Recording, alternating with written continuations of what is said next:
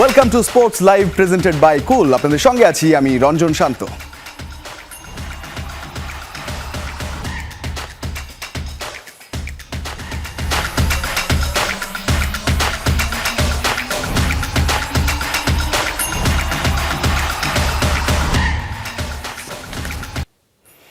BPL নিয়ে আরও জানাতে বিস্তারিত জানাবেন যিনি, তিনি সহকর্মী হাসান মারুফ। সিলেট পর্বটা তিনি কভার করছেন, তিনি সরাসরি যুক্ত হচ্ছেন সিলেট থেকে। মারুফ, যে ম্যাচটা চলছে আসলে বলা যায় যে টপারদেরই লড়াই, কারণ রংপুর তারা যদি জিততে পারে তারা তো নাম্বার 1 পজিশনে চলে যাবে, যেখানে আছে রাজশাহী। তারা মাত্র একটা ম্যাচ খেলেছে রংপুর, তো ওভারঅল যে লক্ষ্য তারা পেয়েছে সেটাও খুব বেশি বড় নয়, 160। কি মনে হচ্ছে এই ম্যাচটা দেখে, রাতে ডিউ ফ্যাক্টরি বা কাজ করছে কিনা? আর রঞ্জন, যদি বলি সিলেটের আগে ওয়েদারের কথা বলি, প্রচণ্ড শীত। গতকালকে থেকে যে কুয়াশা পড়ছে, আমরা প্রেস বক্স থেকে যে গ্লাসটা ম্যাচ দেখার মতো অবস্থা নেই। প্রেস বক্সের গ্লাসে আসলে কুয়াশার পানিতে একদম আসলে মানে দেখার মতো অবস্থা নেই, একদম কুয়াশাচ্ছন্ন একটা প্রেস বক্সের গ্লাস যদি বলি। এবং মাঠেও প্রচণ্ড শিশিরের কারণে আসলে এত বেশি যে কারণে আসলে বল স্লিপ করছে, ফিল্ডারদের জন্য সমস্যা হচ্ছে। আমি যদি বলি যে রান তাড়া করাটা এখানে খুব একটা আসলে সহজ হবে যদি বলি প্রথমে ব্যাটিং করাচ্ছে দ্বিতীয়তে যারা ব্যাটিং করবে, কারণ যত সময় যাচ্ছে তত বেশি ডিউটা পড়ছে। এবং আমার কাছে মনে হয় রাজশাহী যে রানটা সেট করেছে এই উইকেটে বেশ ভালো একটা সংগ্রহ, কারণ যেহেতু উইকেটগুলো ইউজড আসলে, তো যত বেশি সময় যাবে এখানে খুব বেশি বড় স্কোর আমরা দেখতে পাবো না। সো 150 থেকে 170-এর মধ্যে স্কোরগুলোতে অনেক ফাইটিং হবে, যেটা আমরা এর আগের ম্যাচে দেখেছি। সো আমার কাছে মনে হয় রংপুরের জন্য খুব একটা সহজ হবে না, তবে ডিউ ফ্যাক্টরের কারণে আমার কাছে মনে হয় ব্যাটসম্যানরা একটু বাড়তি সুবিধা পাবে রাজশাহীর চেয়ে। মারুফ, আরেকটা যেটা প্রশ্ন সেটা হচ্ছে যে 30 ম্যাচের যে প্রথম রাউন্ড, তারপরে তো কোয়ালিফায়ার, এলিমিনেটর এবং ফাইনাল আছে 34 ম্যাচের বিপিএল। তবে এখন পর্যন্ত যেহেতু 10টা ম্যাচ হয়েছে, ইনিশিয়ালি দলগুলো 3টা সর্বোচ্চ ম্যাচ খেলেছে, 2টা একটা ম্যাচ খেলেছে। এখন কি আপাতত বোঝা যাচ্ছে শক্তিমত্তা কিংবা কারা রেসে এগিয়ে থাকতে পারে? যেমন নোয়াখালী একমাত্র দল যারা 3টা ম্যাচ খেলে একটাও জয় পায়নি।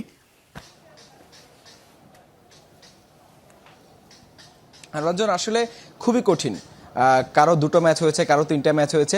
তবে এখন পর্যন্ত সবচেয়ে পিছিয়ে নোয়াখালী এক্সপ্রেস, যেহেতু তারা এখন পর্যন্ত জয় পায়নি এবং তাদের যে দলটা কাগজে কলমে বা শক্তিমত্তা সব কিছু মিলিয়ে সবচেয়ে পিছিয়ে আছে এই দলটা, সেটা নিয়ে কোনো সন্দেহ নেই। তবে আমি যদি বলি রংপুর রাইডার্স, রাজশাহী দারুণ শুরু করেছে, এবং সিলেট টাইটান্সের কথা বলতে হয়, টানা 2টো ম্যাচে জয় পেয়েছে। প্রথম একটা হার দিয়ে শুরু হয়েছিল কাগজে কলমে, কিন্তু টুর্নামেন্টের শুরুতে সিলেটকে অনেকেই পিছিয়ে রাখছিলেন। তবে সেই স্বাগতিক সিলেট কিন্তু এখন বেশ ভালো একটা শুরু পেয়েছে। সব কিছু মিলে আসলে এখনই স্পষ্ট বলা যাচ্ছে না বা বোঝা যাচ্ছে না আসলে কারা প্লে অফে যাবে শেষ পর্যন্ত। তবে যেহেতু মাত্র 6টা দল এবার খেলছে, সেই 6 দলের 4 দলই প্লে অফ খেলবে। সেই জায়গা থেকে এখন পর্যন্ত যদি বলি সবচেয়ে পিছিয়ে নোয়াখালী থাকবে, এবং সেই সাথে আমার কাছে যেটা মনে হচ্ছে হয়তো চট্টগ্রাম এবং ঢাকা হয়তো সেই জায়গায় থাকতে পারে 5-এ। রঞ্জন, হোপফুলি আর একটু জমুক, সেটাই প্রত্যাশা, এবং আজকের এই রাতের শেষ ইনিংসটাও জমুক, সেটাই আশা করছি। অসংখ্য ধন্যবাদ মারুফ যুক্ত হওয়ার জন্য। হাসান মারুফের সঙ্গে কথা বলছিলাম, এবং বিপিএল এর যে চিত্র, ওভারঅল যে ফাইট 6 দলের, সেটা কোন পর্যায়ে আছে সেটা জানার চেষ্টা করছিলাম। পাশাপাশি আজকের ম্যাচ নিয়ে আমরা একটু দেখার চেষ্টা করব এখন পর্যন্ত এবারের বিপিএল এর যে পয়েন্টস টেবিল সেটা কি বলছে, এবং কারা আসলে এবারে রেসে আছে, এবং কে কোন পর্যায়ে সেটা যদি দেখি। এখন পর্যন্ত রাজশাহী ওয়ারিয়ার্স তারা 3 ম্যাচ খেলে 2টো জয়, একটা তাদের পরাজয়, পয়েন্টস তাদের 4, এবং নেট রান রেটটা প্লাসেই আছে 0.194। রাজশাহী ওয়ারিয়ার্স স্টিল ম্যাচ খেলছে তারা রংপুরের সঙ্গে, তারা নাম্বার 1 পজিশনে আছে এবং থাকবে যদি এই ম্যাচটা জিততে পারে। সিলেট টাইটান্স তারা নাম্বার 2, একেবারে নবাগত মালিক, নবাগত নাম, আর 3 ম্যাচ খেলে 2 জয় 1 পরাজয়, 4 পয়েন্টস তাদের, 0.037। তারাও পজিটিভে আছে, খুব বেশি নয়, অন্তত রাজশাহীর চেয়ে কম। তবে রাজশাহীর সমান পয়েন্টস নিয়ে তারা দ্বিতীয় অবস্থানে রয়েছে। রংপুর রাইডার্স নাম্বার 3, তারা একটাই ম্যাচ খেলেছে, একটাই জয় পেয়েছে, 2 পয়েন্টস, 100 যে আসলে উইনিং রেট সেটা তাদের, এবং 2.033। সবচেয়ে নেট রান রেটটা বেশি কিন্তু রংপুরের। তারা এই জায়গাটা এগিয়ে আছে, প্রথম ম্যাচটা বেশ বড় ব্যবধানে জেতার পর, এবং আজকের এই ম্যাচ যদি তারা রাজশাহীর বিপক্ষে জিততে পারে, তারা 4 পয়েন্টস নিয়ে কিন্তু উপরে উঠে যাবে, কারণ নেট রান রেটে তারা অনেকটাই এগিয়ে যাবে রাজশাহীর চেয়ে, কারণ অলরেডি তাদের +2.033। সুতরাং রংপুর রাজশাহী তারা টপারের দিকে। আজকের ম্যাচে জয়ী দল, তারা 1 নম্বরে। চট্টগ্রাম রয়্যালস তারা আছে নাম্বার 4-এ, এবং 2 ম্যাচ খেলে 1 জয় 1 পরাজয়, 2 তাদের পয়েন্টস, 0.729। তারাও নেট রান রেটে প্লাসেই আছে। ঢাকা ক্যাপিটালস 2 ম্যাচে 1 জয় 1 পরাজয়, চট্টগ্রামের মতোই, তাদেরও 2 পয়েন্টস, তবে 0.126 নেট রান রেট, তাদের কিছুটা কম চট্টগ্রামের কাছে। নেট রান রেটের কারণে পিছিয়ে থাকায় তারা নাম্বার এই মুহূর্তে 5 পজিশনে আছে। এবং রংপুর, চট্টগ্রাম, ঢাকা 3 দলেরই কিন্তু 2-2 করে পয়েন্টস, 2 দলের পয়েন্টস 4-4 করে। সুতরাং এখানে একটা কম্পিটিশন চলছে, এখানে একটা চলছে। কিন্তু নোয়াখালী এক্সপ্রেস যারা একেবারেই নতুন, এবং নোয়াখালী এক্সপ্রেস নিয়ে তো অনেক অনেক বেশি কথা, তাদের ভক্তদের যে এক্সপেকটেশন সেটাও অনেক অনেক বেশি ছিল। তো এই যে ভক্তদের এক্সপেকটেশন সেটা পূরণ করতে পারেনি নোয়াখালী এক্সপ্রেস। 3 ম্যাচে তারা একটাও জেতেনি এবং পয়েন্টসও পায়নি। তাদের নেট রান রেট বরং -1.393, টানা 3টা ম্যাচ হেরে একেবারেই নেগেটিভে চলে গেছে। সুতরাং নোয়াখালী একমাত্র দল যারা এই রেসে অন্য 5 দলের চেয়ে কিছুটা পিছিয়ে আছে, এবং তাদের টিম নিয়েও, তাদের ক্যাপ্টেন্সি নিয়েও অনেক ধরনের সমস্যা আমরা দেখেছি। ঢাকা ক্যাপিটালস তারা আসলে চেষ্টা করছে উপরের দিকে। এই চট্টগ্রাম রয়্যালস যারা নাম্বার 4-এ আছে, তাদের টিম গঠন নিয়ে অনেক ধরনের ঝামেলা ছিল, কিন্তু তারা এবারে কিন্তু অনেকটাই এগিয়ে গেছে বলা যায়। তো ওভারঅল আসলে নোয়াখালী যেমন ভাগ্য বদলানোর চেষ্টা করেছিল, সৈকত আলী ক্যাপ্টেন্সি করেছেন 2 ম্যাচে, তারপরে শেষ ম্যাচে আবার পাকিস্তানি সালমান আলীকে দেওয়া হলো, কিন্তু তাদের ভাগ্য বদলায়নি, তারা একই জায়গায় আছে। এই হচ্ছে অবস্থা এখন পর্যন্ত। তবে 10ম ম্যাচ চলছে এখন পর্যন্ত, বলা যায় এবারের বিপিএলে ম্যাচ হবে 30টা এই প্রথম রাউন্ডে। সেখান থেকে আসলে একটা করে দল 10টা করে ম্যাচ খেলার সুযোগ পাবে, এক অপরের বিপক্ষে ম্যাচ খেলবে 2টো করে, এবং 10টা ম্যাচ খেলবে। তো ওভারঅল আসলে এখনও এগিয়ে যাওয়ার সুযোগ আছে। বিশেষ করে নোয়াখালী যদি টানা জিততে পারে 3-4টা ম্যাচ, তারা হয়তো রেসে থাকবে। যেহেতু আর্লি স্টেজ 1/3 খেলা হয়েছে, 10টা ম্যাচ চলছে, সুতরাং এখনও বলা যায় যে সবাই মোটামুটি এখানে ঘুরে দাঁড়ানোর সুযোগ থাকছে, বা উপরের দিকে যাওয়ার সুযোগ থাকছে, বা লড়াইয়ের যে একটা ইঙ্গিত এবারে বিপিএলে সেটা পাওয়া যাচ্ছে। তবে পরবর্তী প্রসঙ্গে যেতে চাই, শুধু ম্যাচ খেলা না, বাইরে ঘুরতে গেলেও শরীফুলদের সঙ্গী হিসেবে থাকতেন প্রয়াত কোচ মাহবুব আলী জাকি। অসংখ্য পেসারের উত্থানের পেছনে থাকা এই কোচকে নিয়ে স্মৃতিচারণ করেছেন জাতীয় দলের পেসার শরীফুল ইসলাম। শুনেছেন সহকর্মী হাসান আল মারুফ, ক্যামেরায় ছিলেন আলমগীর কবির। লাস্ট ওনার সাথে 2 দিন আগে আমরা প্র্যাকটিসে দেখা হয়েছিল, তো উনি অনেক মজা করতেছিল আমাকে নিয়ে, বলতেছিল কবে আমার সাথে আবার খেলবি। কবে খেলবি সেই প্রশ্নের উত্তরটা হয়তো হাসি মুখেই দিয়েছিলেন শরীফুল ইসলাম। তবে সেই হাসি যে দুদিনের মাথায় রূপ নিয়েছে বিষাদের গল্পে। মাঠে হৃদরোগে আক্রান্ত হয়ে পরপারে পাড়ি জমান ঢাকা ক্যাপিটালসের সহকারী কোচ মাহবুব আলী জ্যাকি। জাতীয় দলসহ বিভিন্ন পর্যায়ে খেলা পেসারদের কাছে সবার আগে একটাই নাম, জ্যাকি স্যার। ব্যতিক্রম ছিলেন না শরীফুলও। যমুনা টেলিভিশনের সাথে আলাপকালে প্রিয় কোচের স্মৃতিচারণ করলেন এই বাহাতি পেসার। ওনার সাথে আন্ডার 18-এ পরে, এসপির পরে 19-এ ওনার সাথে দীর্ঘদিনের ক্যাম্প করা, ম্যাচ খেলা, এবং কি শুধু ম্যাচ খেলা না, আমরা বাইরে ঘুরতে গেলেও উনি সাথে নিয়ে যায়, আমরাও নিয়ে যাই। শুধু আমি না, বাংলাদেশের মোস্ট অফ সবাই ফাস্ট বোলারদের মধ্যে ওনার সাথে কাজ করে উঠা আর কি। এবং কি উনি সবাইকেই ভালোবাসতেন, সবাই ওনাকে ভালোবাসতেন, পছন্দ করতেন। এবং কি মনে করেন যে শুধু বোলাররা না, ব্যাটসম্যানরা ওনাকে খুব পছন্দ করতেন। 2020 সালে যুব বিশ্বকাপ জয়ে বাংলাদেশের ডাগআউটে পেস বোলিং কোচ হিসেবে দায়িত্বে ছিলেন জ্যাকি। সেই ফাইনাল জয়ের আগের কথাও মনে করলেন শরীফুল, শোনালেন পেছনের গল্পটা। জ্যাকি স্যার, আমাদের মনে আছে 25 ফ্রমে খেলা হচ্ছিল, জ্যাকি স্যার বলতেছিল যে আমাকে, তানজিম সাকিবকে, মৃত্যুঞ্জয় তখন ইনজুর্ড হয়ে গেছিলেন, অরণ্য ছিল, শাহিন আলম ছিল। সো তখন উনি আমাদেরকে নিয়ে কথা বলতো যে এই একটা প্ল্যাটফর্ম যা আমাদের আগে কেউ আন্ডার-19 ওয়ার্ল্ড কাপ উইন হয় নাই। সো বলছিল যে ফাস্ট বোলাররা ম্যাচ উইন করবে এবং সেটা তোদের করতে হবে। তো সেই কথাগুলো এখনও কানে ভাসে, এবং কি ম্যাচ জয়ের পরে যে একটা আমরা উল্লাস করেছিলাম সবাই মিলে বসে, তো এগুলো ভুলার মতো না, অনেক স্মৃতি তার সাথে আমাদের জড়িয়ে আছে। মাহবুব আলী জ্যাকির সান্নিধ্যে চড়াই উতরাই পার করা শরীফুল সহ অসংখ্য পেসার সাফল্য কিংবা ব্যর্থতার গল্পে নিশ্চয়ই খুঁজবেন প্রিয় কোচকে। খুবই ভালো মানুষ ছিলেন, আল্লাহ তাকে জান্নাত দান করুক, এটাই আমাদের সবার কাছে চাওয়া। সো ওনাকে খুব মিস করব। হাসান আল মারুফ, যমুনা স্পোর্টস, সিলেট। খুবই স্বাভাবিক। মাহবুব আলী জ্যাকি তিনি একেবারেই খেলাধুলার মানুষ ছিলেন, অন্তঃপ্রাণ মানুষ ছিলেন। আমরা যখনই গেছি মিরপুরে কভার করতে সবার সঙ্গেই অনেক আসলে আন্তরিকভাবে কথা বলতেন, তিনি থাকতেন এবং অ্যাক্টিভলি মাঠে কাজ করা তাকে বাইরে থেকে দেখে সবসময়ই ফিট মনে হতো। এবং এবারে বিপিএলে তিনি কাজ করছিলেন, ঢাকা ক্যাপিটালসের কোচিং স্টাফে তিনি ছিলেন এবং এই কারণে খুব স্বাভাবিকভাবেই মাঠের মানুষ মাঠ থেকে বিদায় নিয়েছেন। এবারে ডিসেম্বর অনেক কিছুই কেড়ে নিয়েছে এবং সোহেল ইসলাম কিংবা মাহবুব আলী জ্যাকির মতো যারা অনফিল্ড কাজ করেন অনেক বেশি অ্যাক্টিভলি বিসিবির কোচ, তাদের শূন্যতা আসলে পূরণ হওয়ার নয়। অবশ্যই আমরা ভবিষ্যতে চাইবো তার পরিবার কিংবা যেহেতু বিসিবি এর মধ্যে থেকে অনেকেই অনেক সিদ্ধান্ত নিয়েছেন, সরকারের পক্ষ থেকে তাকে সাহায্য কিংবা সবাই এগিয়ে এসছেন, তো তার শূন্যস্থান পূরণ হোক, তিনি ওপারে ভালো থাকুন, সেটাই আসলে প্রত্যাশা করছি।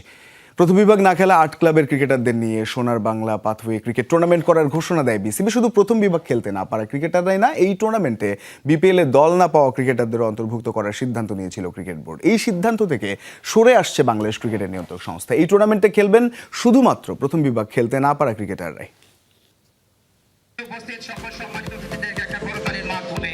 মিরপুর শেরিবাংলা স্টেডিয়ামে ম্যাচ, এক ঝাঁক বিসিবি কর্তার সাবেক অধিনায়ককে দিয়ে উদ্বোধন। ক্লাবগুলোর বিদ্রোহের মধ্য দিয়েও অনেকটা হইহুল্লোড় ফেলে মাঠে গড়িয়েছিল ঢাকা প্রথম বিভাগ ক্রিকেট লিগ।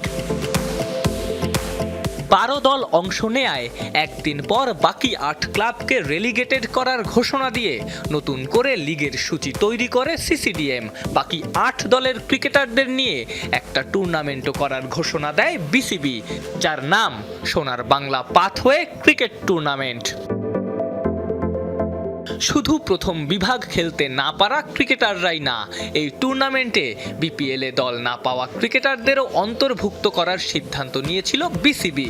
বিপিএলে দল পাননি অগণিত ক্রিকেটার, তারাও বিবেচিত হলে প্রথম বিভাগ ক্রিকেটারদেরই সুযোগ কমে যেত। আর বিপিএল যেহেতু ফ্র্যাঞ্চাইজি টুর্নামেন্ট, প্রশ্নও উঠেছিল এখানের দায়িত্ব সিসিডিএম কেন নেবে। এভাবেই একটা জটিলতার সৃষ্টি হলে এই সিদ্ধান্ত থেকে সরে আসে বিসিবি। জানা গেছে এই টুর্নামেন্ট নিয়ে আগামী শনিবার বিশেষ এক সভায় বসতে যাচ্ছে ক্রিকেট বোর্ড। সেখানেই সিদ্ধান্ত আসবে বিপিএলে সুযোগ না পাওয়া ক্রিকেটাররা নন, টুর্নামেন্টে খেলবেন শুধুই প্রথম বিভাগ থেকে বাদ পড়া বাকি 8 দলের ক্রিকেটাররা। এরই মধ্যে তালিকাও করে ফেলেছে বিসিবি।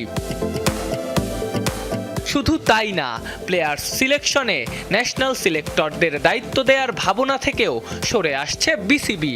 এমনকি এই টুর্নামেন্টের দায়িত্ব সিসিডিএম-এর হাতেও দেওয়ার ভাবনা ক্রিকেট বোর্ডের। 8 দল নিয়েই হবে এই টুর্নামেন্ট, যদিও দলগুলোর নাম এখনো নিশ্চিত হয়নি। 8টা দল 8টা নদীর নামে করার প্রাথমিক ভাবনা বিসিবির। প্লেয়ার্স পেমেন্ট নিয়েও এখনো কোনো সিদ্ধান্ত আসেনি। দলগুলোকে কোচ, ম্যানেজার, টিম বয় সরবরাহ করবে বিসিবি। আফনান পিয়াল, যমুনা স্পোর্টস, ঢাকা। আন্তর্জাতিক ক্রিকেটে যেতে চাই। মিচেল মার্শের নেতৃত্বে আসন্ন টি-20 বিশ্বকাপের জন্য 15 সদস্যের দল ঘোষণা করেছে অস্ট্রেলিয়া। দক্ষিণ এশিয়ার কন্ডিশন বিবেচনা করে স্পিনার নির্ভর দল সাজিয়েছে অজিরা। দলে অভিজ্ঞ ক্রিকেটারদের মধ্যে আছেন ম্যাক্সওয়েল, হেইড, কামিন্সরা। মিচেল স্টার্কের অবসর ও স্পেন্সার জনসনের চোটের কারণে দলের সুযোগ পেয়েছেন ডানহাতি পেসার জেভিয়ার বার্টলেট। দলে আছেন Travis Head, Marcus Stoinis, Nathan এলিস্ট্রা। তবে এবারের বিশ্বকাপ সাবকন্টিনেন্টালে হওয়ায় স্পিন ডিপার্টমেন্টেই বেশি গুরুত্ব দিয়েছে অস্ট্রেলিয়া। স্কোয়াডে মূল স্পিনার হিসেবে রয়েছেন অ্যাডাম জাম্পা ও ম্যাথু কোনেম্যান। এছাড়াও স্পিন অলরাউন্ডার হিসেবে ম্যাক্সওয়েল ছাড়াও রয়েছেন কুপার কনলি এবং ম্যাথু শর্ট। দলে আছেন ইনজুরি পুনর্বাসনে থাকা প্যাট কামিন্স, জশ হেজিলউড ও টিম ডেভিড।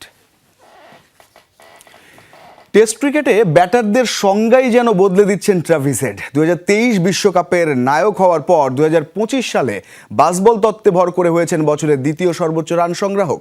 প্রায় 80 স্ট্রাইক রেটে নিজের সহজাত খেলাটাই বজায় রেখেছেন হেড। আক্রমণাত্মক ব্যাটিংয়ের জন্য সাদা বলের ক্রিকেটে আলাদাভাবে পরিচিতি পেলেও টেস্টেও একই মেজাজে আছেন তিনি।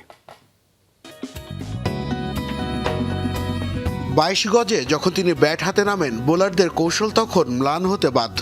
আধুনিক ক্রিকেটের এমন এক নাম যার কাছে আক্রমণই শ্রেষ্ঠ রক্ষণ। তিনি আর কেউ নন, তিনি অজি ক্রিকেটের অন্যতম ব্যাটিং স্তম্ভ ট্রাভিস হেড। শুরুটা হয়েছিল 2023 সালে। ওভাল থেকে আহমেদাবাদ আইসিসি ওয়ানডে বিশ্বকাপে ভারতকে স্তব্ধ করে দিয়ে অস্ট্রেলিয়াকে শিরোপা জেতানোর মূল কারিগর ছিলেন এই মারকুটে ব্যাটার। বড় ম্যাচের চাপ সামলে দলকে জয়ের বন্দরে ভেড়ানোই যার সহজাত বৈশিষ্ট্য। 2025 সালে হেড ছিলেন আরও বিধ্বংসী। সাদা বলের ক্রিকেটে অপ্রতিরোধ্য হলেও লঙ্গার ভার্সনের ক্রিকেটেও দেখিয়েছেন মুন্সিয়ানা। তার বাসবল ক্রিকেটে দলীয় সফলতার পাশাপাশি ব্যক্তিগত অর্জনও তাকে নিয়ে এসেছে স্পটলাইটে। 2025 সালে প্রায় 41 গড়ে 817 রানে দ্বিতীয় সর্বোচ্চ রান সংগ্রাহক হেড। প্রায় 80 স্ট্রাইক রেটে টেস্ট ক্রিকেটের সংজ্ঞাটাই যেন পাল্টে দিলেন তিনি। গত কয়েক বছরে টেস্ট ক্রিকেটে নিজেকে অনন্য উচ্চতায় নিয়ে গেছেন এই বাঁহাতি। অজি টপ অর্ডারে তার উপস্থিতি মানেই দ্রুত রান তুলে প্রতিপক্ষকে ব্যাকফুটে ঠেলে দেয়া। তবে এই সফলতার পেছনের গল্পটা কঠোর পরিশ্রমের। মিডল অর্ডার থেকে ওপেনিংয়ে যে কোনো পজিশনে দলের প্রয়োজনে নিজেকে মানিয়ে নিয়েছেন অকুতোভয় এই ক্রিকেটার। অজি ক্রিকেটের সোনালী ইতিহাস পুনরুদ্ধারে তিনি এখন প্রধান স্তম্ভ। প্রথাগত ব্যাটিংয়ের ব্যাকরণ মেনে চলেন না ট্রাভিস হেড, বরং নিজের অনন্য স্টাইলে বোলারদের উপর আধিপত্য বিস্তার করে কিংবদন্তিদের কাতারে ছুটে চলেছেন এই ব্যাটার। নাসিফ শুভ, যমুনা স্পোর্টস। সময় হলো একটা স্ট্র্যাটেজিক টাইম আউটের, সো স্টে কানেক্টেড। পেশাদার ফুটবল লিগের সম্প্রচারের বেহাল দশা চলছেই, যার কারণ হিসেবে বাহুফের কিছু স্টাফ ও বিপিএল ক্রিকেটকে দায়ী করলেন বাহুফের মার্কেটিং কমিটির চেয়ারম্যান ফাহাদ করিম। যমুনা টেলিভিশনকে তিনি জানান, বিপিএল ক্রিকেটে কিছু সরঞ্জাম চলে যাওয়ায় এই সমস্যা হচ্ছে। এদিকে 31 ডিসেম্বরের মধ্যে সাবজয়ীদের 1.5 কোটি টাকা দেওয়ার কথা থাকলেও তা আবার অনির্দিষ্টকালের জন্য ঝুলে গেছে।